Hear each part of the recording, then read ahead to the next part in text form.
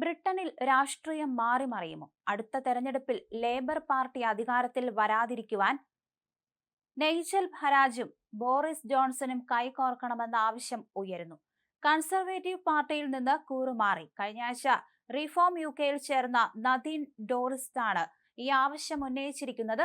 Sir കീർ സ്റ്റാർമറുടെ കഴിവുകെട്ട സർക്കാരിനെ താഴെ കൊണ്ടുവരാൻ ആധുനിക ബ്രിട്ടീഷ് രാഷ്ട്രീയത്തിലെ അധികായൻ ഒന്നിക്കണമെന്നാണ് അവർ പറയുന്നത്. ജനങ്ങളുടെ ജീവിതം ആയാസരഹിതമാക്കണം എന്നൊരു ആഗ്രഹമുണ്ടെങ്കിൽ ഇരുവരും ഒന്നിക്കണം എന്നാണ് അവർ പറയുന്നത്. ഇരുവരുടെയും തൻപോരിമ മാറ്റിവെച്ച് രാജ്യത്തിന്റെ നന്മയ്ക്കായി സഹവർത്തിത്വത്തിന് ഒരുങ്ങണമെന്ന് അവർ പറയുന്നു.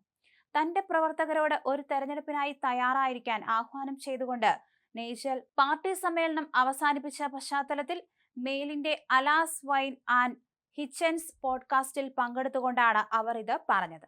അഭിപ്രായ വ്യത്യാസങ്ങൾ മാറ്റിവെക്കണം എന്നും ജനങ്ങൾക്കായി അച്ചടക്കത്തോടെ തെരഞ്ഞെടുപ്പിനെ നയിക്കണമെന്നും അവർ ആവശ്യപ്പെട്ടു. അതേസമയം നികുതി വെട്ടിപ്പ് ആരോപണത്തിൽ തികച്ചും അപ്രതീക്ഷിതമായി ഉപപ്രധാനമന്ത്രി ഏഞ്ചല റെയ്നർ കഴിഞ്ഞ വെള്ളിയാഴ്ച രാജിവെച്ചതോടെ ഉരുണ്ടുകൂടിയ പ്രതിസന്ധി പരിഹരിക്കാനുള്ള ശ്രമത്തിലാണ് സ്റ്റാർമർ.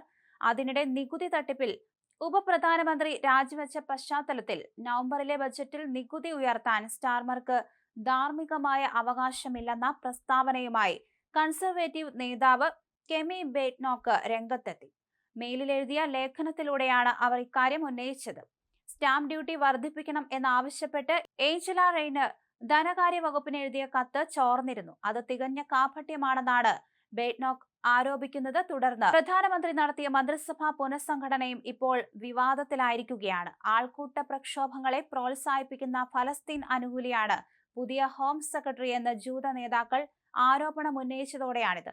അതിനു പുറമെ അമേരിക്കൻ പ്രസിഡന്റ് ഡൊണാൾഡ് ട്രംപിനെതിരെ ഇസ്ലാമോഫോബിയ, സെനോഫോബിയ തുടങ്ങിയ ആരോപണങ്ങൾ പരസ്യമായി ഉയർത്തിയ യുവറ്റ് കൂപ്പർ വിദേശകാര്യ സെക്രട്ടറി ആകുന്നതിനെതിരെയും വാദങ്ങൾ ഉയരുന്നുണ്ട്.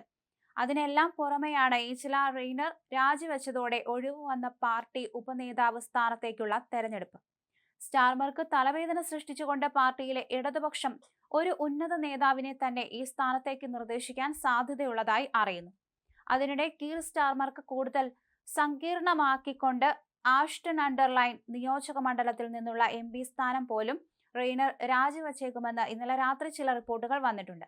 അങ്ങനെ സംഭവിച്ചാൽ പാർട്ടിക്കുള്ളിലെ ഇടതുപക്ഷം ആഗ്രഹിക്കുന്നത് Greater Manchester mayor Andy Burnham തത്സ്ഥാനം രാജിവെച്ച് ഉപതെരഞ്ഞെടുപ്പിൽ മത്സരിക്കണം എന്നാണ്.